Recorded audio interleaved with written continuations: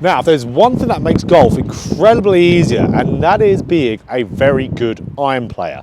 Hitting greens in regulation is so important, and giving yourself chances for birdies is the most important thing in golf to really playing to a good handicap. As soon as you get better in greens in regulation, you start to have your handicap drop.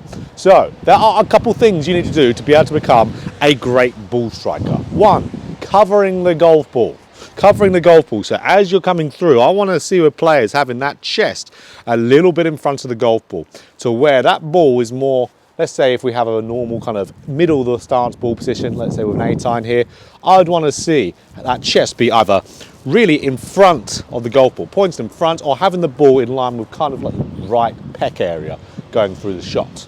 So that's going to get you to where your low point is going to be nice and forward. So nice forward low point means you are striking that shot really solidly, ball and turf all the time.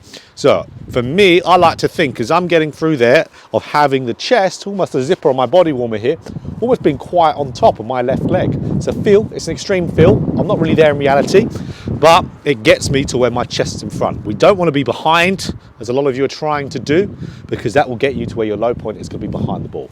That's going to then rely on having to do something with your hands to push and get the low point out of the ground.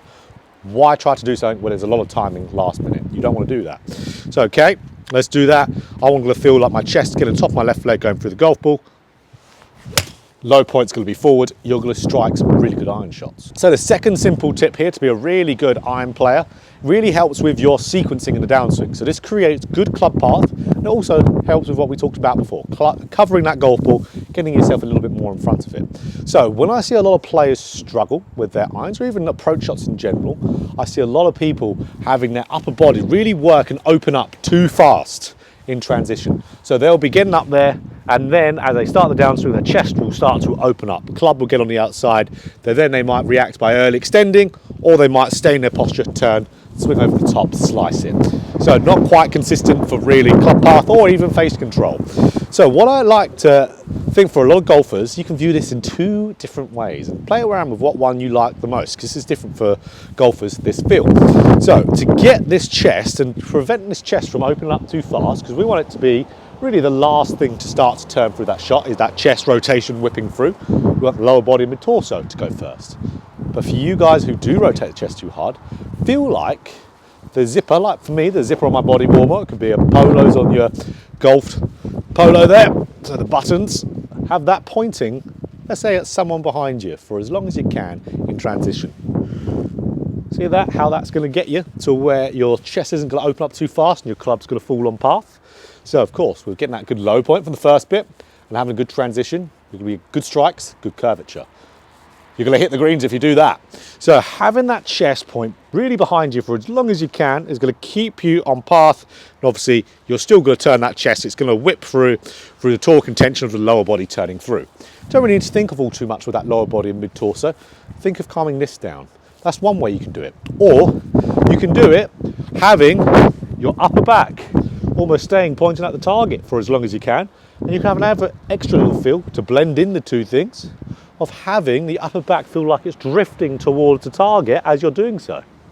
So upper back is pointing at the target for a long time, the downswing, just like the chest pointing away. But upper back is drifting towards the target. It's going to calm down that club path, it's going to make it more neutral. It's going to get you shifting onto that left side. Brilliant. So that's good curvature. Really helps with face control as well from the sequencing of rotation. And of course, the covering the golf ball. It's going to massively help with your ball striking ability. So some good little things to do there, and those are good little swing thoughts, or feels as we like to say here on this channel, good swing feels to be able to play on the golf course and use there.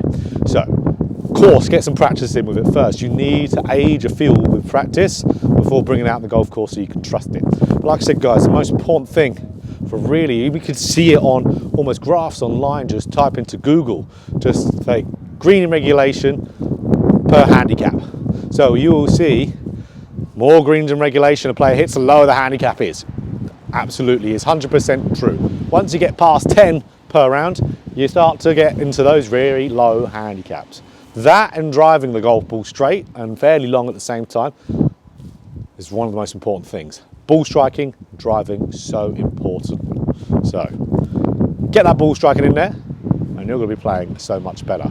Have the guy these little tips here. So if you like this video, click that like button if you want more golf instruction just like this. Hit the subscribe button, hit the bell button too to be notified every time I put out a video. So